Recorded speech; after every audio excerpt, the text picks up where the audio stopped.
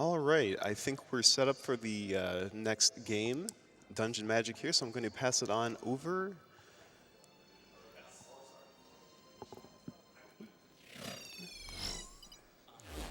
All right. Hello everyone, my name is iast, and today I'll be showing off Dungeon Magic. This was originally an arcade game. I'm playing the Xbox version of this today, and I had the opportunity to run this at SGDQ2018. Since then, there's been a couple interesting developments actually just this past year with this game, and hopefully I'll be able to show off as many of those as possible here. So let's go ahead and get this started. And of course, got a space bar to greet us, so let's get the character select here, and time will start in 3, 2, 1, go.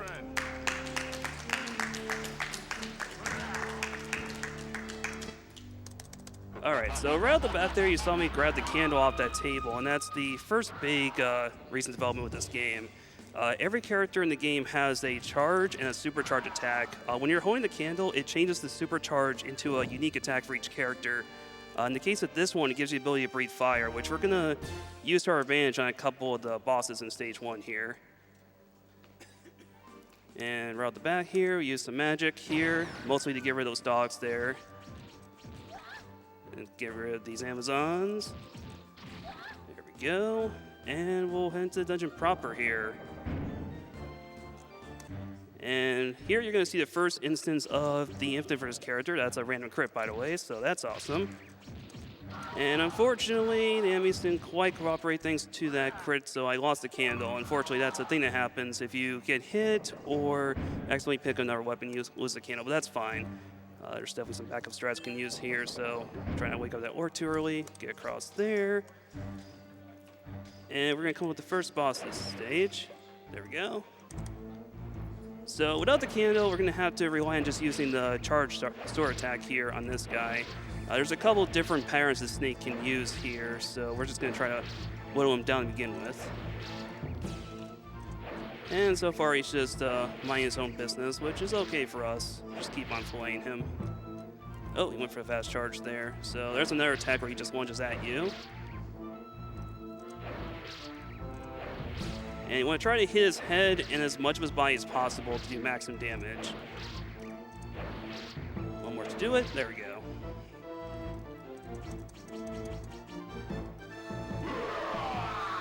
And we'll pick up that magic there. We'll be getting a couple of those pickups throughout this run here just for safety.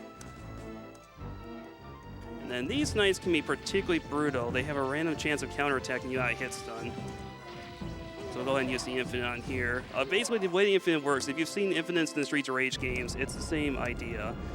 Basically, your attack screen in this game has no memory, so if you start the screen and then don't finish it, and then it just resets it again. We can use that to lock down certain groups of enemies. There's also a lot of puzzle-solving elements to this game here. Like, for instance, I'll just break this innocuous pillar here, and that'll actually open that door. There we go. Those bats can be a little bit random sometimes, so I didn't want to commit going to over the spikes just as of yet. And the weapon I picked up here, the ice weapon, it does a little more damage. It also does double damage to these lizard-type enemies. And we'll use another spell here to get rid of this group. And health's a little low, so we're just going to grab some safety health here. All right, and then the first proper boss of the game. We'll soften up the cronies there and use a spell to finish them off. And then basically this guy is all about kiting around. This sword that floats around, whenever he gets the sword, he gets a couple hits of super armor. So you just want to hit the sword out of his hands, just kite him around here. Well, that's interesting. Usually goes down to a couple of number of hits here. There we go. There we go. Sometimes his counter can be a little bit funny depending on when he gets the sword again. Oh, a little too close there. Luckily, that doesn't do a whole ton of damage. And this is just basically all rinse and repeat here. Wait for the sword to come back, because that sword's a pretty big hitbox. I don't want to be too close to him when it comes back. All right, there we go. First boss down. And he's just going to wander over here and take a breather. And then with that, we get the spoils of victory right here. And we'll actually get our first level up off of this. Your score doubles experience in this game. Various level ups give you extra max health and also decrease your supercharge time, which we really won't be using this run. All right, so stage 2 here. We got to take care of these guys. They're just loafing around first of all. They were geared up very nicely, so hope I can show off something here. Yeah, he's a little slow on the draw. That's all right. We'll get him in the next performance review. Do we have time for a quick donation? Yes, we do. All right, we have $20 from Random Stranger who says, I had to donate during a run of my favorite game of all time, Dungeon Magic. I've loved it since I was a kid, and it made me go into my career, beating up treasure chests found randomly in rooms. Go smash some stuff up, iast. Thank you very much right there. All right, so this path down here is the other big development. So this is a huge route changer in this game here. Anyways, do the Randy Savage and that imp over there. And there's a couple of skeletons we have to free here. So getting back to the puzzle solving elements in this game, like some rooms you have to break certain objects, sometimes you have to kill a certain number of enemies. So it kind of keeps you on your toes here in a sense. And of course there's a lot of traps going around here. So this guy we have to talk to. That's going to trigger that door to open. There's going to be another magic I pick up from this chest. And we'll use another magic here on these dogs, and they will get finished off by that spike trap right there. All right, let me through, thank you. Don't want to get blown up today. And I'm gonna mine these red slimes. There we go. As the name clearly implies, these slimes are invincible, so you want to do your best not to tangle with them. And then this room through here, there's 2 mimics we gotta finish off here, and then we're gonna clear a path for these orcs. Get those guys, and we're going to swap to a weapon him behind here. So this bird knuckle is going to let us do double damage to the stage 2 boss. All right, more elbow presses there. Break that through here. So coming up here is the single most dangerous room in the game. If I'm going to die in this run, it's going to be right here. So we'll see how this goes.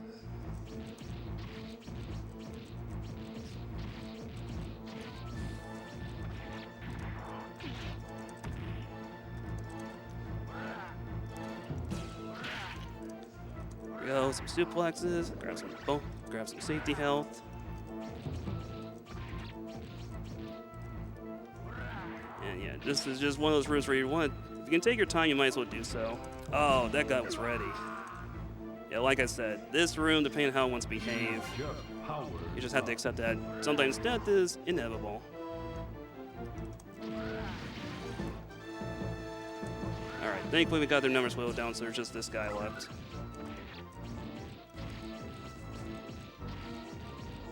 There we go, there we go. So yeah, thankfully death is not too bad in this game since it does refill your magic a little bit. And we'll get more in stage 3, so don't have to worry too much about our count here. Anyways.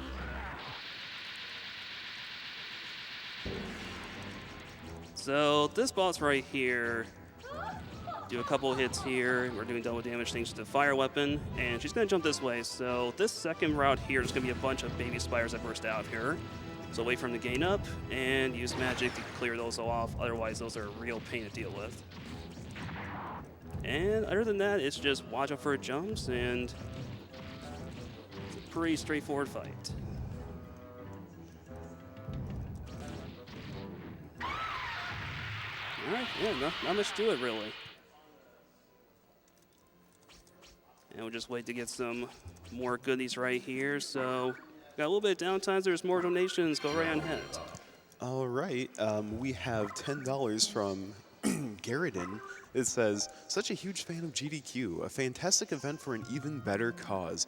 I was never old enough to donate until now, and so I plan to do what I can for GDQ as often as I can. All right, so stage 3 here. This is the most complex stage in terms of puzzles. There's 3 paths out of this room. We're just going to take the most straightforward one. Because of the short, it's also going to put us on hand to get another weapon that we need for the end of the game. All right, those orcs nicely cooperate. Sometimes they can randomly block your attacks, but they decide not to right there. So we're going to manipulate that skeleton to teleport, knock out this statue here. That lightning bolt is intentional. It's very random where it lands. Sometimes you can clear, but most of the times you're just going to get hit by it. And we're going to swap this out for the Evil Buster. So this is going to let us do double damage to the final boss, which is majorly important. Alright, so going through here, do a couple of dashes, and I'm going to grab some other safety magic out of this coffin here. We'll be back through this room later as well. There's just a lot of busting up various pieces of architecture to open some of these doors here. So you gotta break that pillar and then step on that pressure plate there. And we're gonna come to the first of these 3 crystals that we need to free in order to get to the boss. And, oh, that skeleton tried to be a little coy there. And those, the HP on those crystals is kind of weird, so you want to like do a full combo, do 2 reps of the infinite, and then another full combo in order to free it there.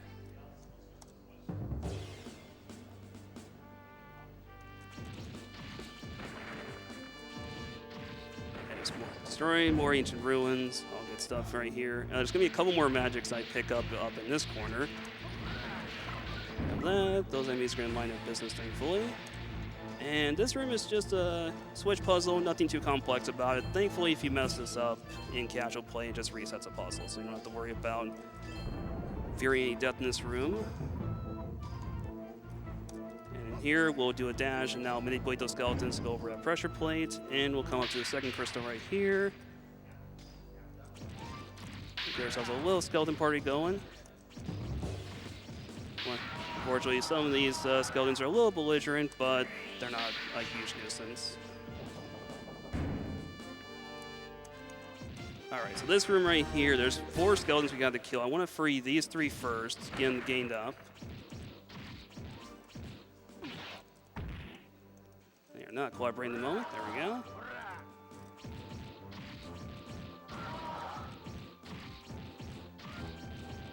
There we go. And then we want to save this brown skeleton for last. This one can teleport around your attack, so trying to deal with him at the same time as everyone else is just a recipe for disaster.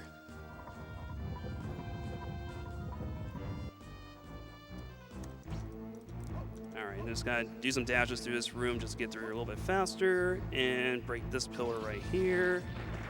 Sometimes that can be trapped, thankfully it wasn't. And we're gonna grab another magic out of this right here, as well as tossing more skeletons, which is always a fun thing.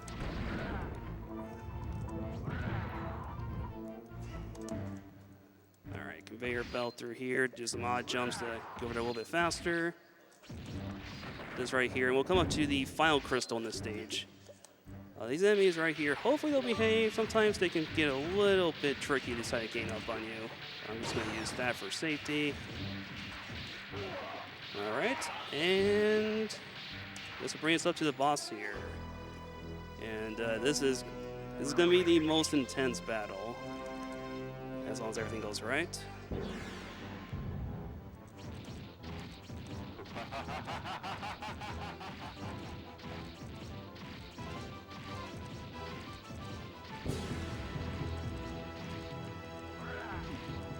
Alright, that's fine right there. Still in a good position. Use this magic there to stay safe.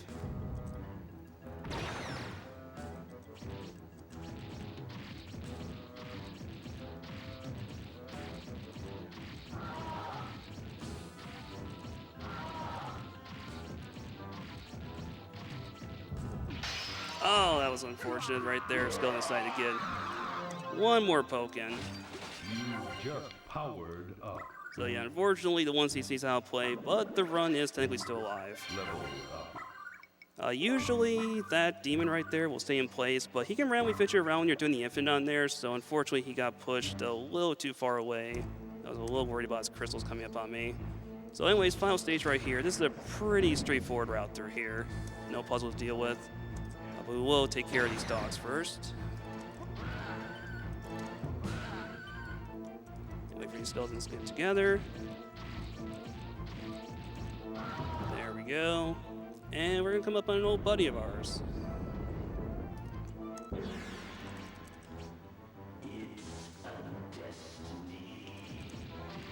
So again, same thing as the first fight, you just want to try to climb around here. That beam coming out of that shield, though, it does do a lot of hits when it connects, so we're going to try to stay well and clear of that. of course, getting wide over sword.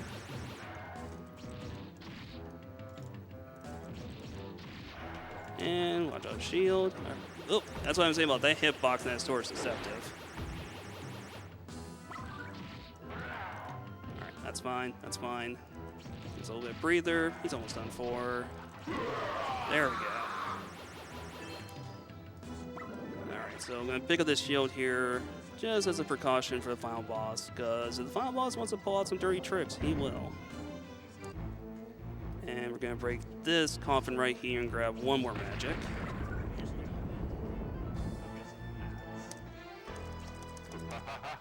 And then just to get a little exercise in while waiting for the final boss to take a sweet time to show up.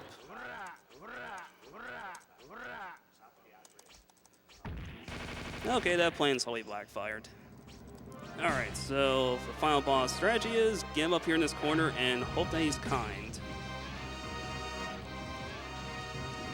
So where he's behaving, he's kind of wandering off there. Come on, stay focused, buddy. There you go.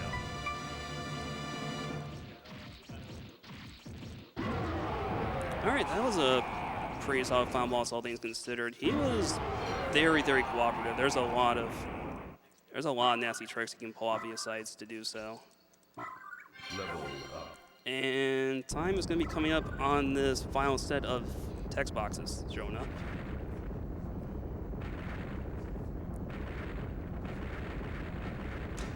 Time.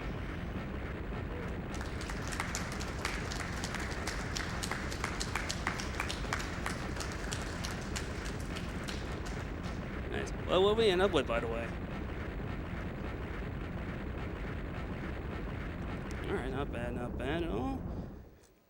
So yeah, that was gameplay a little rough right there, but that's how it is sometimes with these arcade games. They're designed to push you right here, but yeah, we persevered to the end. That is all that matters right there. But anyways, I just want to, oops, I might have skipped the text right there. That is a thing that happens too. But yeah, anyways, I want to thank everyone for watching. Thank you to GDQ for giving me a chance to show off this game again. And we got more arcade stuff coming up. We got Super Smash TV right after this right here. So I hope you all stay tuned in. Again, thank you all very much and keep watching.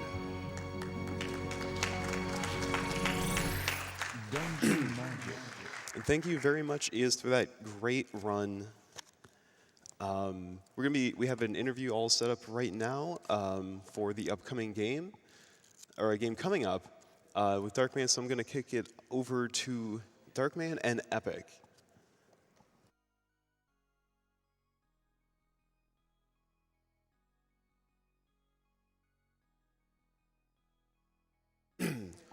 But we'll be starting that after a quick ad break.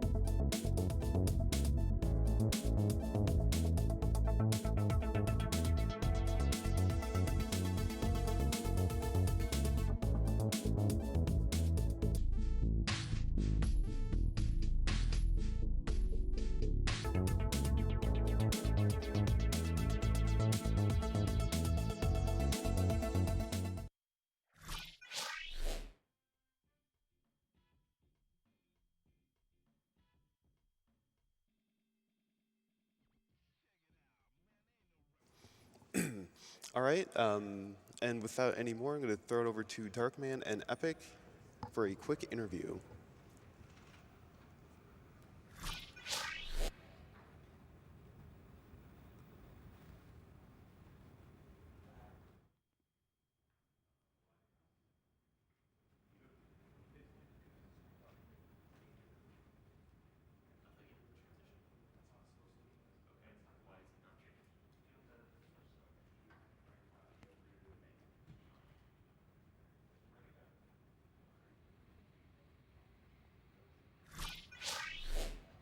Good morning, good afternoon, everybody. How are you all doing? Welcome back to Summer Games Done Quick 2018. I am Darkman78, and with me here is Epically Epic, who is going to be doing a few runs for us. So, Epic, this is an interesting block. You're going to be doing Hagane, which is going to be shortly after Super Smash TV, which is coming up next. And then after Hagane, you're going to be doing Animaniacs. Yes, I guess they're kind of similar in the fact that they're both platformers, but outside of that, they're very different games. Only you, the runner, could figure out some way to make them both tie in some way, some shape or some form. I don't know how, but I'm impressed. Thanks. So okay, so let's start off with Pagana. It's a kind of like a futuristic game.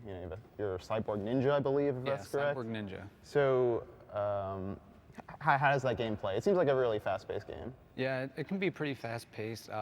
You get a lot of movement options that we'll be going over in the run. Some auto-scrollers in both games, but we'll see. We'll see how it goes. Cool. And then you transition over to Animaniacs. Yeah, it's a weird combination to see back-to-back, but I think we'll make it work.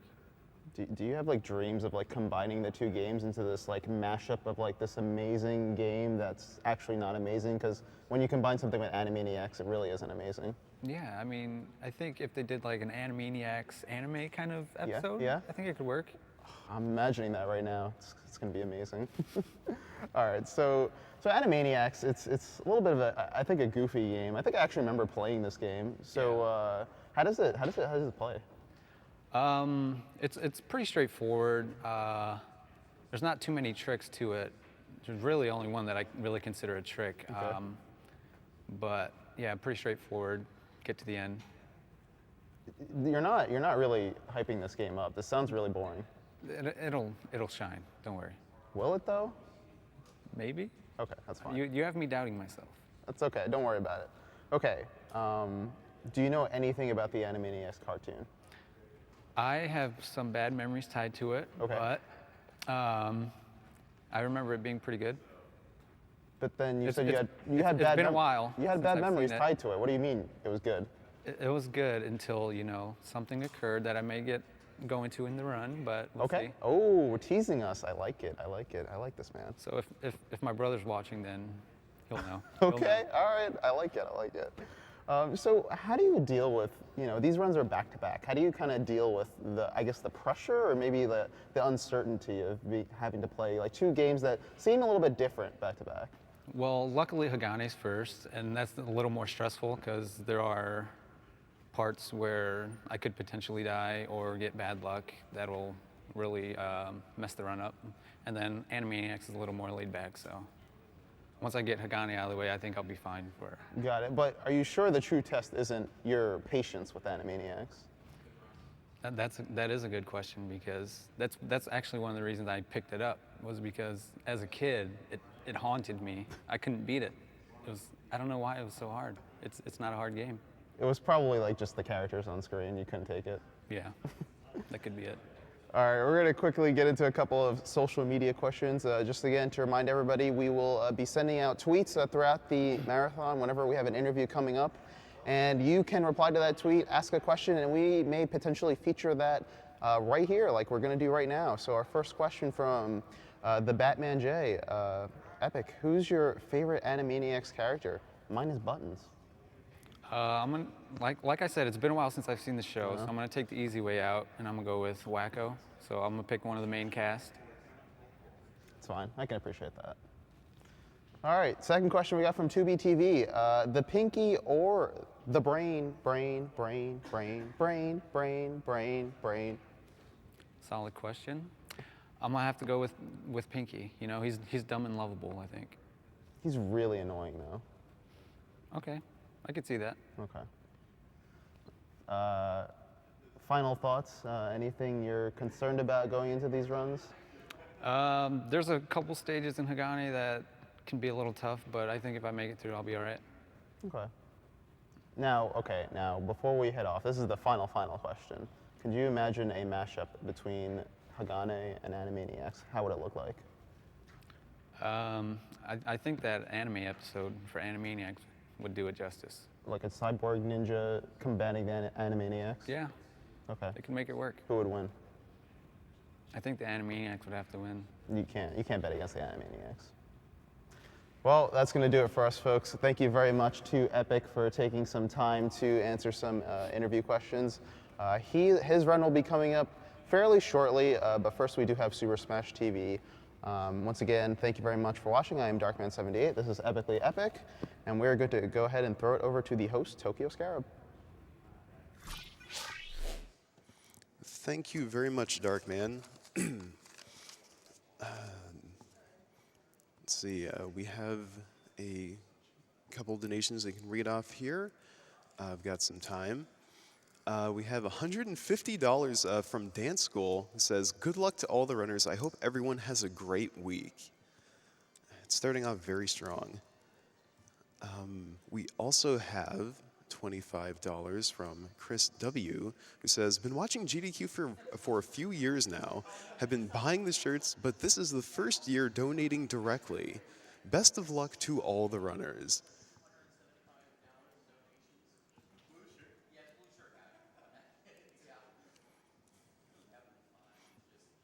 And we also have $25 from Chris193, who says, "Never had my comment read out loud before, so I'm getting my donation in early this week, this year. Hope the event goes well, and I'm looking forward to seeing as many runs as I can. I love this event, and it's my dream to attend one day as a spectator. Thanks to all, and have a great week. Greetings from Austria."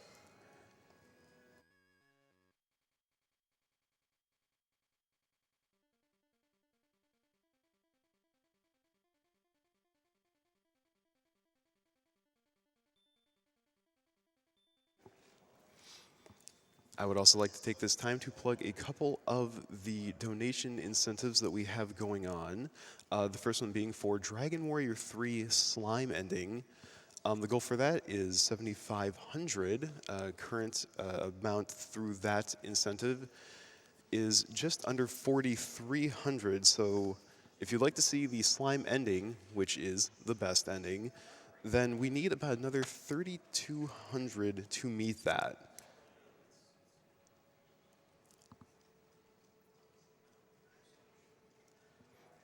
And the second one I'd like to talk about is the Skyward Sword Blindfolded Demise incentive, which currently has $2,112 out of $15,000. So still a ways for that one, but if you'd like to see that amazing feat, then please, please put in for it.